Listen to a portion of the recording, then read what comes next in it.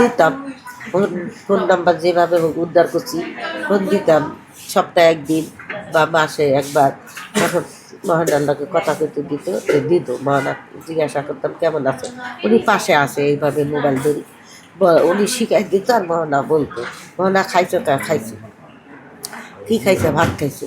তাহলে যদি ওকে ভাতে খাওয়াইতো, তাহলে বাথরুমে কী অপরাধ ছিল আর, যে এত নির্যাতন ওকে করছে, বাথরুমে ঢুকায় রাখছে, শরীর ক্ষুধার ঠেলায়, মোহনা ক্ষুধার ঠেলায় মোহনা বেশ খায়া পানি খায়া ছিল, বেশ খাইতো। হ্যাঁ বেশ খাইতো বাথরুমে।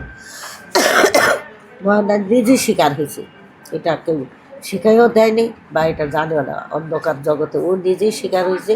আমি পেস খাইছি, পানি খাইছি, তাও আমার কাছে বলে নেই, জনগণের কাছে বলছে।